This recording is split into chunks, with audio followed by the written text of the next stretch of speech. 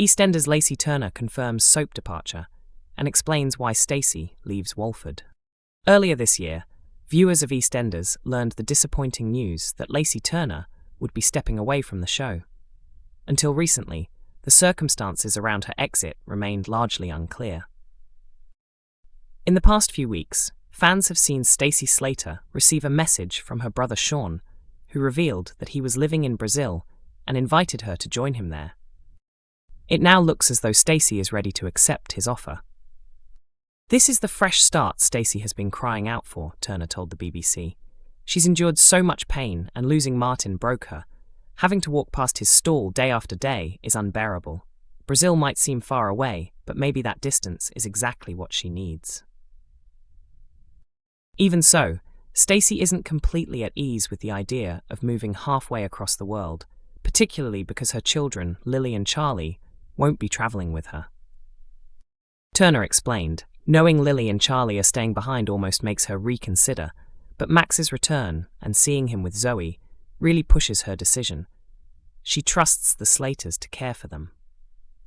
As Turner pointed out, Max Branning's Jake Wood comeback is a key factor in Stacey's departure. Though being EastEnders, nothing about it will be straightforward. "Running into Max again completely blindsides Stacey," Turner said. "She never thought he'd show up in Walford, but she knows whenever Max is back, trouble follows.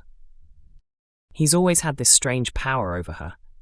I don't know what it is about those two, but somehow they're always drawn together."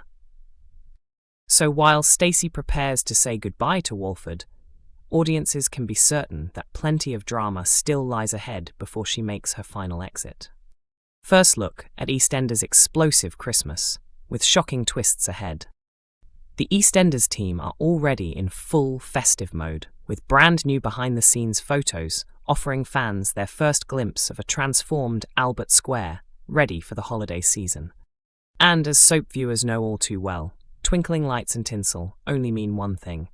Heartbreak, betrayals, secrets, and danger are on the horizon as Walford gears up for another blockbuster Christmas.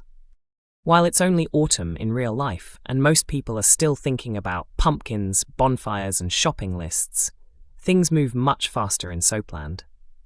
For Albert Square, September marks the arrival of Christmas trees, garlands wrapped around lampposts, rose erupting in the Vic, painful truths spilling out at the dinner table, and more than one life-altering twist beneath the mistletoe. The new pictures show the square glowing with fairy lights and festive decorations, giving the illusion of joy. But fans know the brighter Walford looks, the darker the drama lurking underneath. It's a strange part of covering soaps. While everyone else is still weeks away from thinking about Christmas, our minds are already focused on December storylines. And by the time we're sitting down for real-life Christmas dinners, these episodes will have already aired, with 2026 chaos waiting just around the corner. Still, let's not get ahead of ourselves. These festive snapshots suggest that 2025 will close in Walford with unmissable drama. At the heart of it all is the highly anticipated return of Zoe Slater, whose comeback is set to dominate the Christmas period. Longtime fans will remember her fiery past, and with Max Branning back on the scene too, the stage is set for an explosive reunion that could ripple across the square. Zoe's homecoming won't just tug at nostalgia, it will drag long-buried secrets into the light. Chief among them, the truth about her mystery son, a storyline teased for months but never fully confirmed. With her tangled connection to Max, part seduction, part disaster waiting to happen, this Christmas could bring a scandal that tears families apart. Showrunner Ben Wadey has promised a festive season unlike any other, framing the episodes around themes of past, present, and future. Since taking over from Hollyoaks and bringing back Michelle Ryan and Jake Wood, Wadey has made it clear he wants their returns to be the centerpiece of the year's biggest climax. Speaking to Radio Times, Wadey teased, "This Christmas we're exploring past, present, and future, and we've got so many stories we're excited for the audience to see." On Zoe's comeback, he added, "Kat thinks she knows what it'll be like to have Zoe back, but meeting your adult daughter is far harder than she imagines. There's so much for them to work through. Zoe carries plenty of secrets, and the Slaters are in for a wild ride.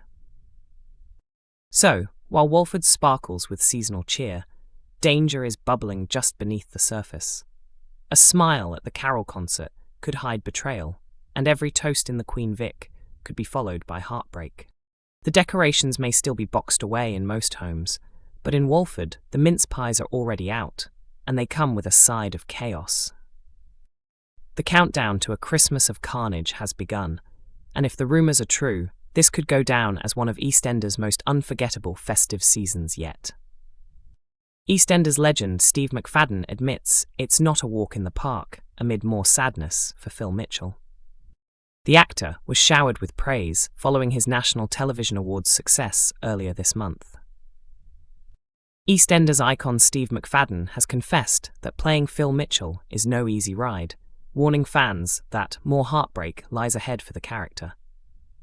It's been a hectic stretch for the soap star, who recently picked up his very first NTA for portraying Phil in the BBC drama.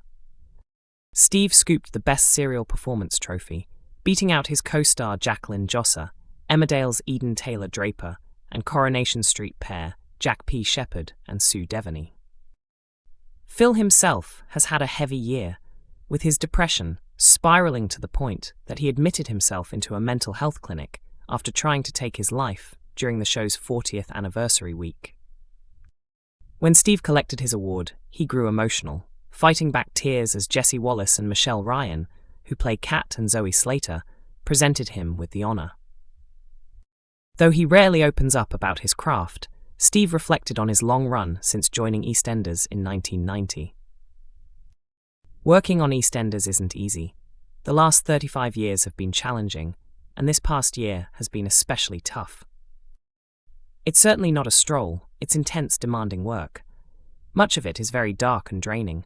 Panto is light-hearted fun, but EastEnders is the opposite, he told the Daily Star.